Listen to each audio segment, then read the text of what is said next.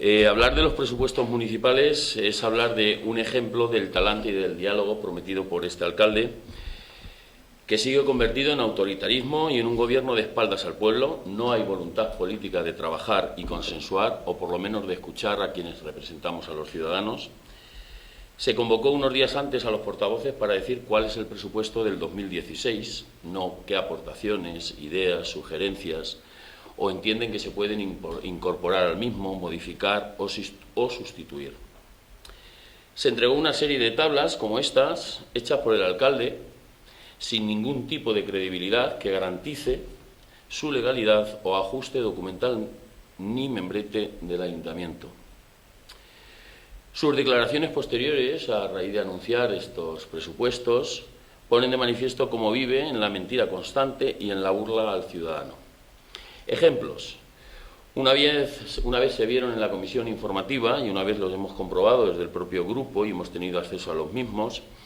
Ya les adelantamos que el grupo municipal votará no una vez desgranados y adelantándoles que en la comisión informativa faltaba el estado de ejecución del 2015 por programas y aplicaciones. Algo que ayer el grupo municipal solicitó al señor interventor y que hoy se ha entregado la documentación.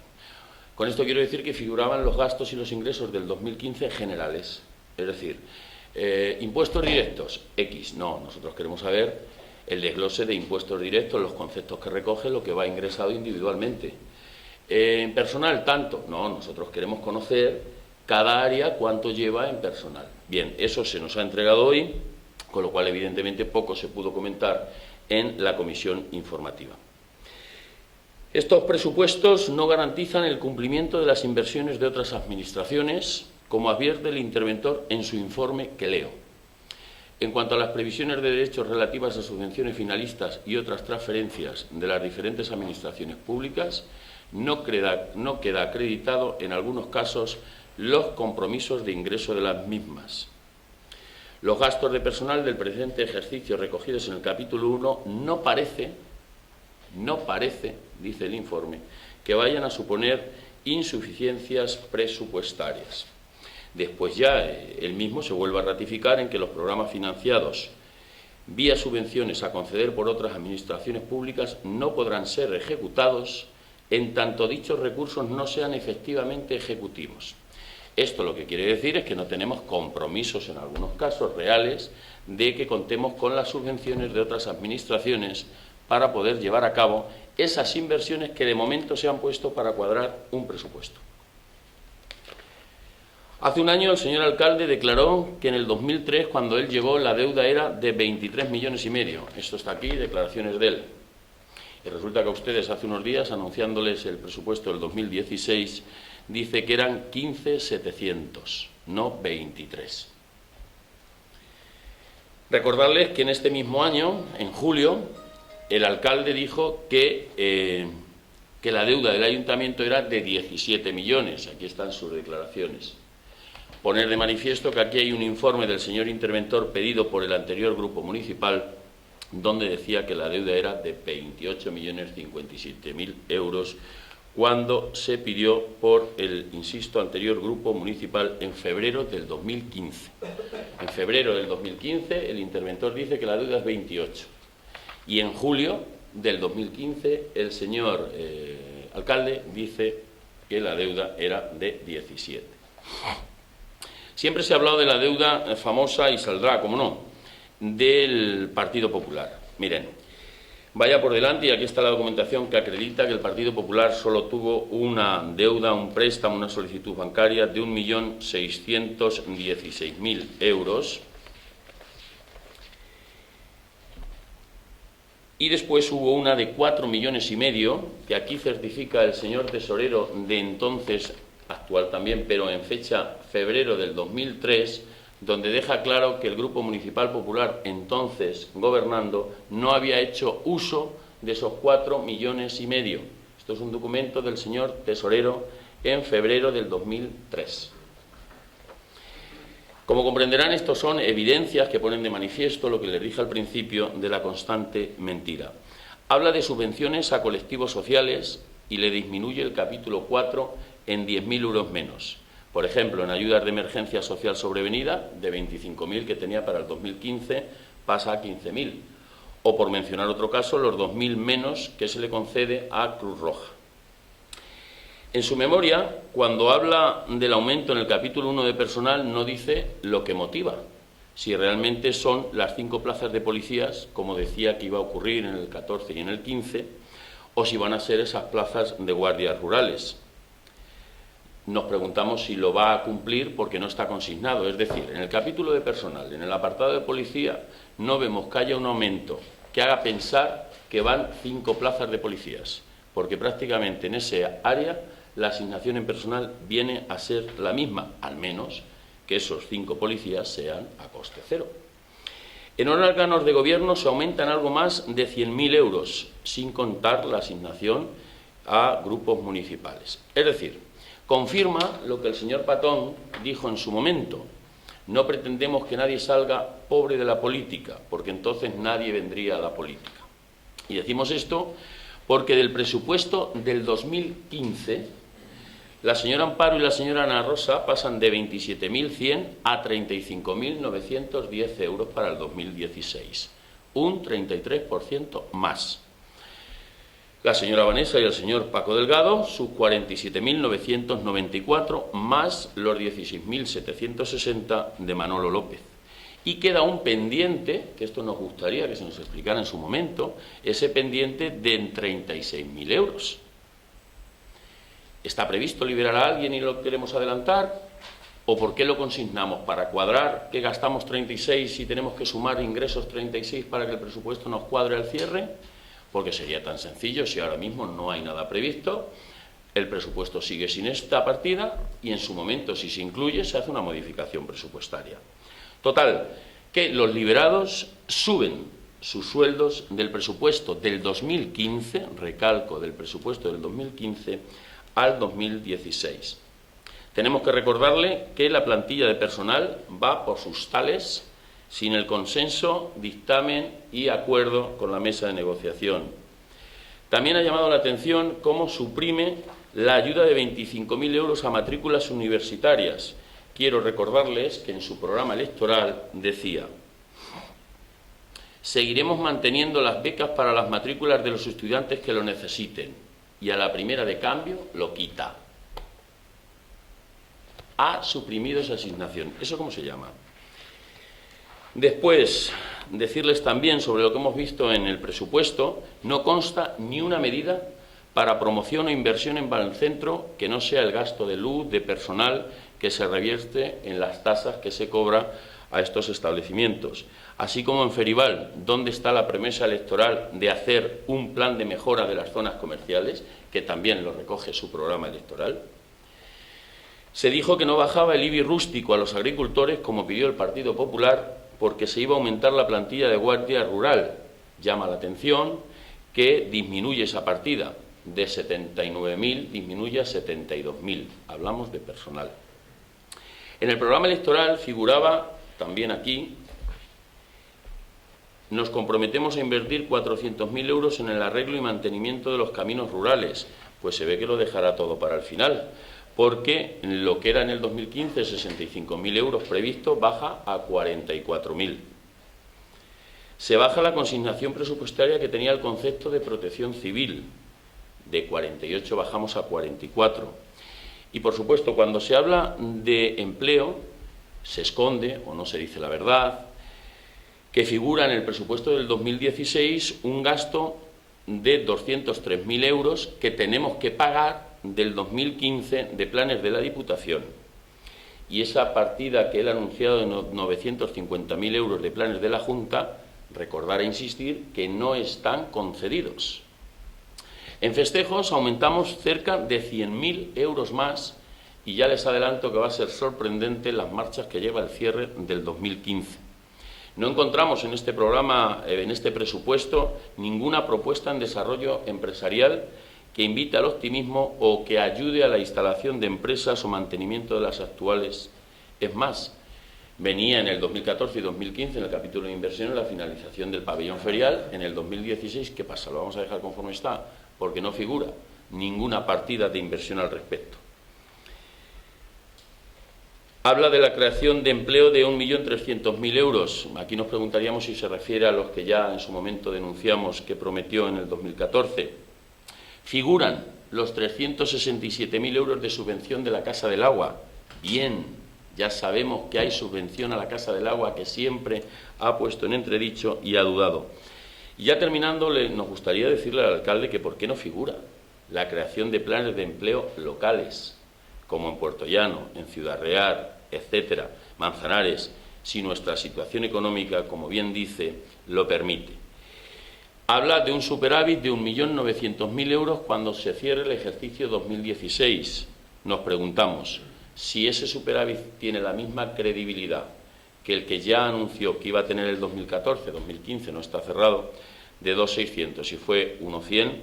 En definitiva, estos son los presupuestos de Jesús Martín y, como se suele decir en Valdepeñas, ahora con la parte que vaya a añadir nuestro portavoz Martín, como se suele decir en Valdepeñas, estos son lentejas, si las quieres las comes y si no las dejas. Al que votaremos que no, voy a sucintamente hacer un resumen de lo que, cuál será mi intervención o por dónde irá mi intervención en el Pleno, donde nosotros votemos no a estos presupuestos.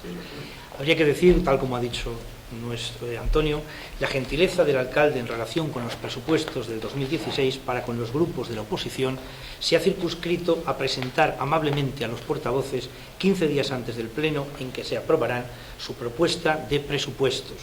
Nos los ha explicado, los ha incluso justificado, pero no nos ha pedido opinión, sugerencias ni aportaciones a su propuesta. Esto es, no son unos presupuestos consensuados, sino que se han elaborado unilateralmente y por ello apenas pueden caber en la idea política que tenemos nosotros, el Partido Popular, de los presupuestos. Si bien debo decir que en la Comisión Informativa de Hacienda el alcalde se ofreció a consensuar con la oposición qué hacer con lo que yo llamo superávit eufemístico, que ascendería a 1.884.358 euros. Aunque las disposiciones administrativas emanadas de la Ley de Haciendas Locales condicionan, sin duda, la política presupuestaria de este ayuntamiento, las decisiones políticas deben prevalecer sobre criterios técnicos, y es en los presupuestos en donde de forma implícita, a pesar de las normas de contabilidad, observamos la ideología que rige los destinos de Valdepeñas, que claramente vemos que es socialista, al seguir acaparándose ámbitos de la sociedad civil, como es el caso de la bodega Los Llanos, de la que solo se saca una exigua concesión por explotación de 18.000 euros, o extendiéndose la zona azul a lugares que ya no son el centro de la ciudad, que no generan problemas de aparcamiento y que solo el insaciable afán recaudatorio lo puede explicar, 120.000 euros por la concesión de esta zona. Llama la atención que en las bases mismas de ejecución de estos presupuestos se diga con letra latina que el presupuesto municipal de gastos e ingresos previsto para el 2016 asciende a la suma de 27.515.000 euros y con guarismos arábigos se diga seguidamente que son 27.885.000 euros, que no son lo mismo. Entendemos, no obstante, que en los ideogramas árabes está la verdad. Son presupuestos socialistas porque no contienen el gasto y mantienen la deuda. Una deuda que, aunque haya resultado barata en su negociación, no podemos aminorar su realidad contable y que, sin duda, hipoteca no poder llevar adelante planes de empleo más ambiciosos.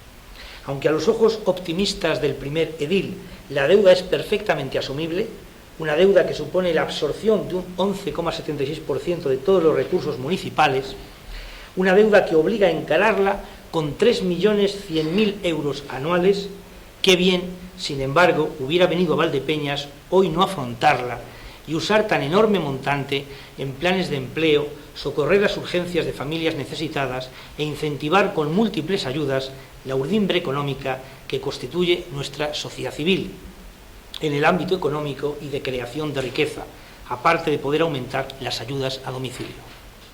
Pues el progreso en el desarrollo económico se consigue únicamente cuando los derechos de propiedad quedan definidos claramente en la propiedad privada. Hay acciones municipales en las que podría colaborar e incluso desarrollarse a partir del capital privado. Más aún, el ayuntamiento podría vender sus activos existentes para cancelar la deuda cuando el suelo y la construcción vuelvan a recuperar su aliento.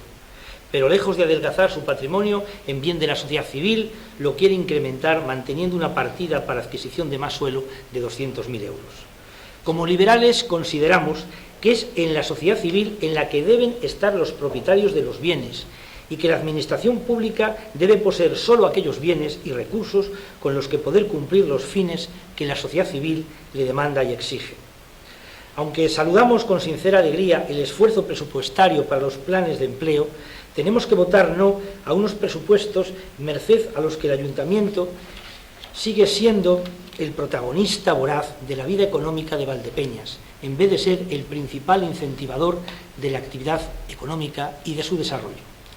Más aún, aunque el lenguaje contable de las administraciones públicas puede hablar de superávit cuando se está en condiciones de responder anualmente a las cuotas que exigen los créditos solicitados, a ninguna familia se le ocurre, sin embargo, en el ámbito de la economía doméstica, decir que tiene superávit cuando tiene un crédito que amortizar en el banco por la compra de un coche o una hipoteca por la compra de una casa, que supone un 75% de los ingresos anuales. Repito, la deuda supone un 75% de los ingresos anuales.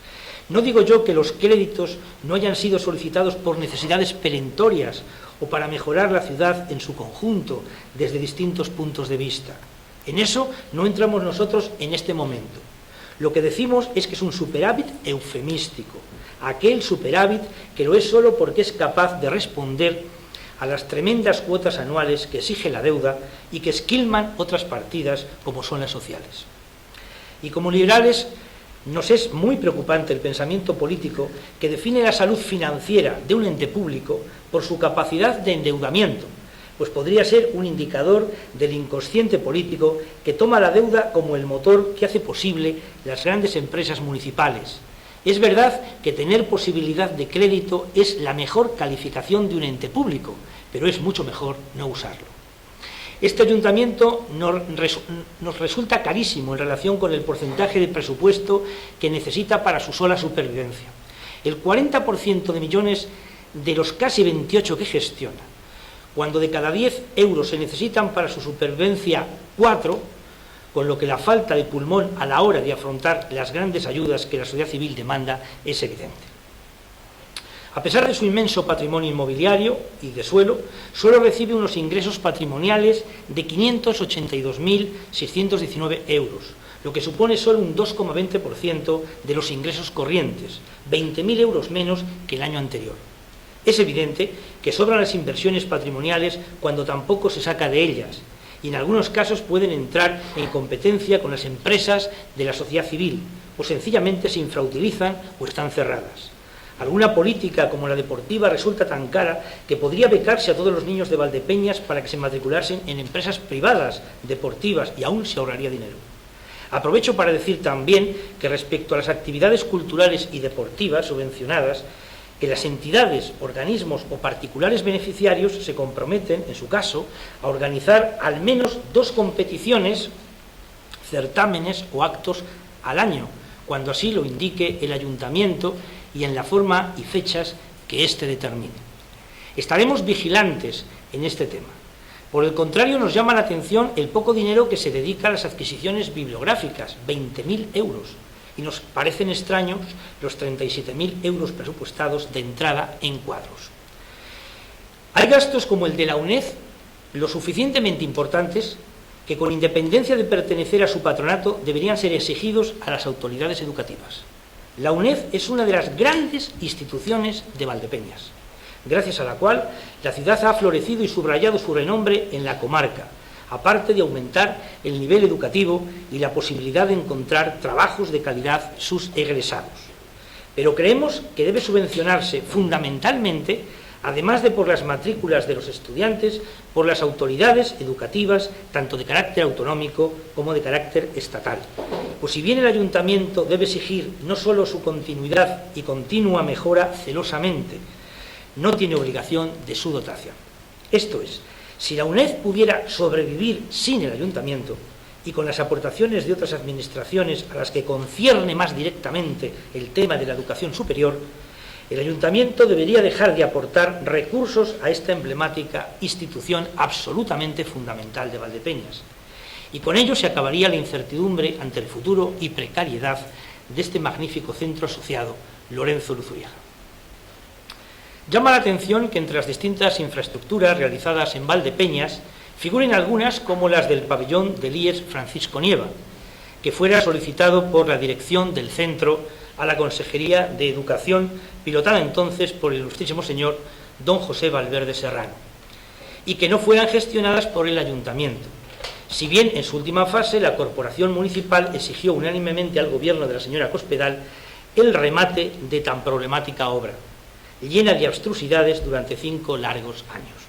Convendría por ello que aquellas obras, como la que he mencionado, que no hayan sido directamente gestionadas por el excelentísimo Ayuntamiento, aunque se levantasen con el esfuerzo del erario público, estuvieran relacionadas en otro tipo de lista distinta.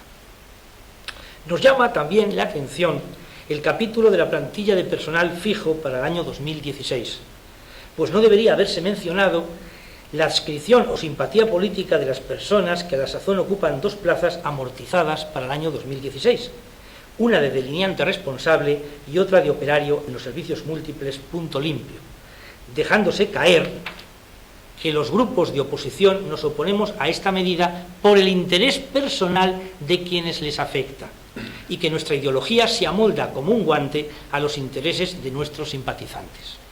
Desde luego no es mi caso, porque no conozco a estas personas, pero me preocupa mucho que alguien pueda ver una razón política en la contestación que se da a quienes solo defienden su puesto de trabajo. Y con ello les he resumido mi intervención para el día 9 de diciembre, que detallaré obviamente más por lo menudo en el salón de pleno.